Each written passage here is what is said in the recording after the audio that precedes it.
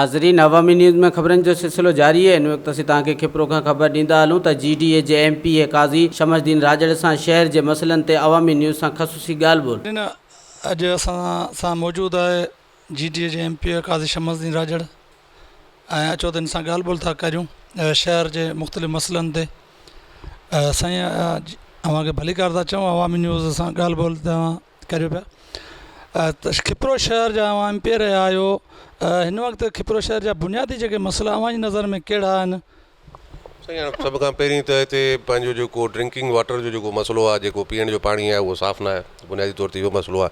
College में या school में जेके उस्तादनि वग़ैरह जी शॉर्टेज आहे, सोलर सिस्टम स्कूलनि में कोन लॻल आहिनि। इहे ई शहर जा बुनियादी मसाइल आहिनि। अच्छा, त अछड़ो थर में जेका अवां चीफ सेक्रेटरी ख़त बि लिखियो आहे, मकड़ जेके आया आहिनि, उन हवाले सां अवां छा चवंदो, इंतिज़ामिया सां कहिड़ी अपील कंदो? साईं, उन हवाले सां मूं DC सांगर साहिब सां बि ॻाल्हायो हो ऐं लेटर बि लिखियो हो ऐं चीफ सेक्रेटरी साहिब खे बि लेटर ॾिनो आहे असां, ऐं उन ते अॼु उन्हनि विज़िट बि कयो आहे।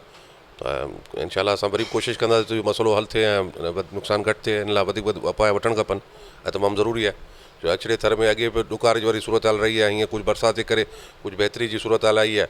ऐं वरी जे बरसाति खां पोइ जे गाह वग़ैरह जेको माल जो चारो वग़ैरह, इहे बकड़ वग़ैरह जेके आहिनि उहे उनखे खाई था वञनि, त पोइ उनमें वरी वधीक अछड़े थर जे माण्हुनि जो नुक़सानु थींदो। त उन लाइ इन समय खे असां अपील कयूं था ऐं सिंध गवर्नमेंट खे त उहे इन शइ ते नोटिस वठे।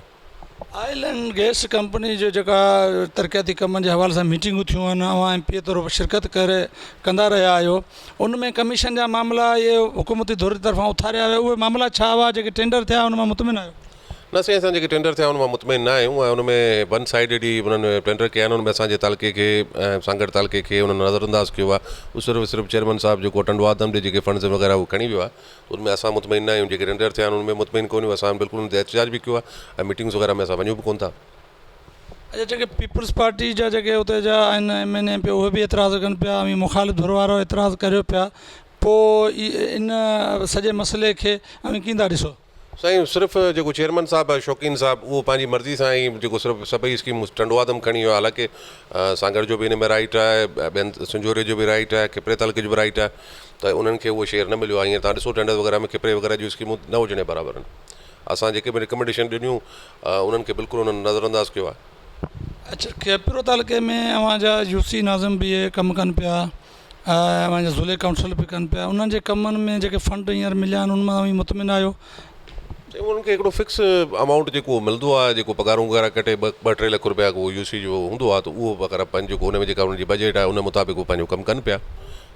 उन मुताबिक़ जेको असांजी UC जा जेके चेयरमैन आहिनि उहे बिल्कुलु उहा माण्हुनि खे जेके ॾियनि पिया कमकार वग़ैरह जेको बि उन्हनि जे पहुच में आहे। बरसातनि जे हवाले सां खिपरो में जेका सूरत हाल थिए थी, सिम नालो बि न आहे, पाणी निकाल जी जॻह न आहे, उन हवाले सां अवां जो कहिड़ा क़दम खयां आहिनि या हुकूमत सां जेको बरसातुनि जे हवाले सां हिते असां वटि खिपरे में को सिम नालो आहे ई न जंहिंखे को बोर्ड खां बचाए कयो वञे। इहा ई हुकूमत खे अपील आहे त इहो अॻे पहिरीं बि असां चवंदा रहिया आहियूं।